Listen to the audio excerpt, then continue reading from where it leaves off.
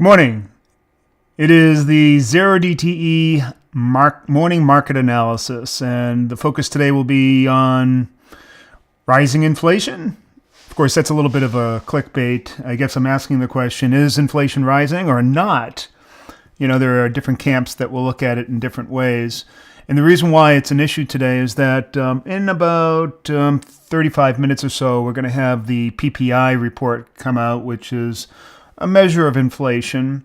It's mostly about finished goods, that sort of thing. Tomorrow we're going to have the one that the Fed is looking at most closely, and that's the CPI, which is also measuring inflation and services, excluding things like energy and food, which I never really understood why they exclude that, because that's the thing that most people feel inflation through, but they say, well, it's too volatile and it skews our outlook and it doesn't really reflect our ivory tower view of the world. In other words, they're not living in the real world. Anyways, for the most part, inflation has cooled down. I wouldn't say that it's rising. Some people are on the other side of that camp, think that it's just a tempest in a teapot, it's just waiting to go. And I can't necessarily argue with that. However, that remains to be seen. There are a lot of big changes coming in just, let's see, I would say less than a week from now, when the administration changes. Their new policies may have something to do with that. I would imagine when the new administration comes in, they're going to do a lot of stuff to try to unwind what the previous or the current administration has done. And that could stir things up and increase inflation. However, the market itself is still a little bit on edge, and you can tell that by looking at the VIX and implied volatility, and particularly the measure that we look each morning, and that is what we call the big ass fly. I also call it like the poor man's straddle. It's basically a 50 wide butterfly at the money that we place in the morning with the E-mini S&P futures, and we take a look at the debit. Now, the reason why we're taking a look at the debit is that when there's a high volatility environment, that tends to inflate options, or in other words, it's saying that we're decreasing or delaying the decay of options, and strategies like the butterfly tend to rise in the market. And so they become, there's a lot more premium available to collect on that 0DTE day, particularly on butterflies on the indexes. And so what that results in is a lower cost of getting in, or the debit is lower. So higher implied volatility means a better opportunity for a big ass fly trade in the morning, and it costs less, more potential profit, plus gamma is flattened. So by looking at that big ass fly, we can tell or gauge exactly where the market is pricing options based on their perception of what volatility will be that coming day. Now, of course, we have the PPI, and that is something that is usually anticipated very highly. It may or may not influence the market. If it comes in real hot, it's going to be a huge market mover. Well, huge. Relatively huge, not as big, but it will sort of set up things for and further anticipation for tomorrow's CPI report, which is the one that most people are looking at, only because the Fed is saying that that's their favorite inflation indicator for whatever reason. So, with all that said, no, inflation isn't necessarily rising. It's kind of stable. It's still higher than what the Fed wants, although they seem to be changing their tune on what they want. You know, they've often said that 2%, for whatever reason, no one knows why, is their target level, and it's still well above that. So and last month was, there was a little bit of a tick up, and so that caused some consternation. So we'll have to see what happens this morning. Today and tomorrow are going to be anxiety-ridden from a Wall Streeter's point of view. From our point of view, it's good because we get better options pricing. And from a 0DTE perspective, that's good. All right. So that's our focus on inflation. That's where we're at. We're going to keep close look on it. Now it's going to happen in about half an hour. So let's get on to our market analysis, where we're looking at the current situation or situational analysis of the market so that we can determine what direction we're going in, how wide or how much exposure that we want to this current level of volatility. I had inflation on the mind. And also the market structure. Where are the events going to occur in the morning session? Once we know direction and size, we just have to know when, right? And so we'll do that by going to our charts. That's not the chart I want. I want trading view. There we go. All right, so here we have the VIX, and we can see that volatility has definitely dropped since yesterday. It got up into the 20s, 22, as high as 22, and now we're sitting around 19, but we're still in that Goldilocks zone, so it's relatively elevated. We're looking at 20 to 30 wide flies. Now we need to go to the big ass fly, the aforementioned, or the previously mentioned indicator that we use to determine morning implied volatility, because volatility for that particular day is always relative to the big picture volatility, right? And so we're going to be looking at Goldilocks 1 width. So we're going to measure the big gas fly, see where it is on this scale, and decide whether we should go narrower or wider on the Goldilocks. Excuse me. Sorry. Forgot to hit the cough button. That's what we're looking at, Goldilocks 1, 20 to 30 wide. So what we'll do is then go to, I'm sorry, all this stuff is all misplaced here. Here we go. I'm getting my controls in place here. So we'll look at Thinkorswim, and we can see clearly that volatility is elevated. How do I know that? Because the price of the big ass fly is relatively low. In a calm market, you can see that debit price up around 30, 31 or so. In a slightly anxious market or a slightly elevated market, you'll see it around 25, and that's when that big ass fly as a trade comes into play.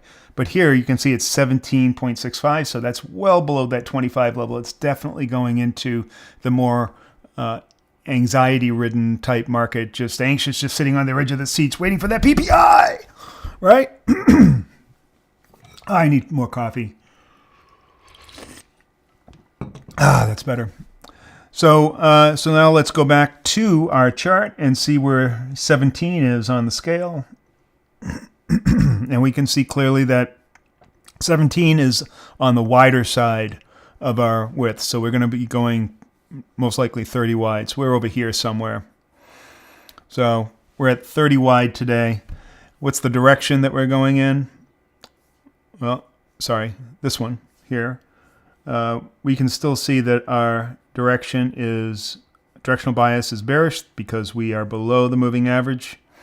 This is the Hull moving average, by the way. And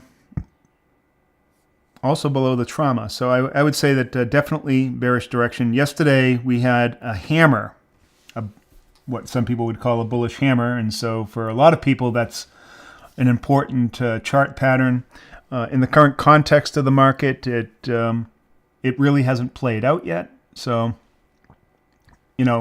individual chart patterns, you have to look at them in context and also whether there's confirmation. So we haven't seen that yet. So as we stand right now, that might be a bullish pattern or indicating a bottom, but so far, no. Typically a hammer, you want it to be well below the previous candle, the close of the previous candle, and it's not. So we'll have to wait and see. But right now, our initial market bias is bearish. All right, so we got 30 wide. We're bearish. That means put flies. Now we have to look at, well, where is that going to happen?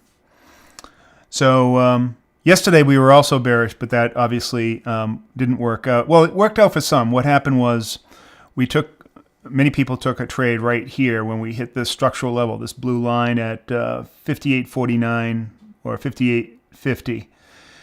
And the market moved down, and it was an opportunity to put in a put fly. As it moved down, it went into profit. Most people probably made anywhere from 30% return on their money to as much as 100% return on the money, because as it moved up, then it would have signaled to get out to manage that profit. And then it went totally against us and went straight up. So it was a small profit-making deal. The big ass fly in the morning made some money, small money, but you had to make sure that you took advantage of that volatility crush. If you were in that fly, you definitely would have made perhaps a few $100s, and then it just moved out of there, and then you would have been profit managed out. So both flies, both strategies had chance at making small money yesterday. And we'll see what happens today. Today we're elevated. We're well above yesterday's close. Well, not well above, but just slightly above. Yeah, yesterday's close was right here. So we're only slightly above. We were well above, and now we've come back down. So looks like our structural elements, let's take a look. We're looking at 930. Here's 930 to 1230. Which is right there. And we're looking for a pull up into one of these levels, either right here. Well, that's a big landing pad. So we're looking for something like this, to move up here, show some resistance there, and then we'll take the trade for a bearish trade. The red line is indicating the top of a major node. The green line is indicating the bottom of a node. So we've broken out of the node. We may find support right here. All right. So, I'm looking at this and I'm thinking, well, maybe, just maybe that bullish hammer might come into play, only because how we're situated based on the volume profile. Now, the profile that I'm viewing right now is only what is in the visible range of this chart. So this isn't the big picture profile that we draw the structural elements from. What we do is typically go to a much wider profile like this and get much more data in here so we can see it. So here you can see, here's the node that we're currently, we're right here. No, here's the node that we're currently in right here. So let me mark that up so you can see where we're currently at. This is the current HVN. And we're sitting on the top of it. So we have an LVN, a low volume node. I like to call them volume wells. And so there's very little resistance there. There's a chance that if we get up into this area, we're currently there, we're just like right at the edge of this, we could quickly move up to this other. Whoop. Let me just mark the other HVN up here. There's a good chance that we could pop up here because those both represent areas of value that the market seems to like, and the one above us is slightly stronger than the one below us, although that's marginal difference, really not that much different. So there's a good chance we could move higher today, even though our strategy says we should be going lower. Now, we can pivot. We can definitely pivot if things turn around here. So we'll be taking a look at that. All right. There you go. Let's go back to the big head. We're all set. We have a good chance for a big-ass fly this morning. If the PPI number does not excite, then I expect a muted response. And if we find good support on the top of that node, there's a good chance we may move up into the upper node. Even though our analysis says down, we are ready to pivot in that event. It might be a good day to put on a Batman. A Batman is more of a, I don't want to call it a market neutral. It's more anticipating, well, I don't know which way we're going to go, but we think that it could be a healthy move. So we put a fly above the market and a fly below the market, and then try to push it far enough out so that we don't have to manage the potential risk in between the two, and hope for the best because we may be unsure about which way things are going. So there you go. That's what we would call an edge case strategy. And when we get up into this level, it starts looking a little bit more palatable or attractive, I guess is the case. But Batmans on this level of the VIX, I would say, are a 20% option. Do it 20% of the time, 1 out of 5 times. Once we get higher in the VIX, then we start looking at the Batman a little bit more seriously. So there are options. We have another trade that we're going to be looking at very soon, and we haven't come up with a name for it yet. And a lot of people want to name it after one of the members of our coaching service. I'm leaning towards something called the mother of all flies, or the MOF. It's a super wide fly that we push way out of the money, and it has really high potential, very, very low risk. And it's proven to be quite a money maker for this one member. And so we're examining that. We're going through our curation process and seeing whether or not it's something we want to include on our growing list of edge case strategies. So if you want to learn more about zero DTE trading, trading the butterfly, trading asymmetrically, small risk, large potential reward, go down below, join our Zero DTE Academy. It is a growing school community, and we just opened it. It's only a month old, and we already have well over 100 members. I think 115 members or something like that. And we haven't even advertised it yet, other than what I just mentioned here in my small YouTube channel. Hopefully it's going to be growing. But once we start marketing this thing, it's going to grow very quickly. The community already is incredibly vibrant. You're going to learn a lot. Yesterday we had our first live webinar. Out of that, we have 2 webinars where we talk about options. Yesterday was an options basics course. On Friday, we're going to have an options advanced webinar.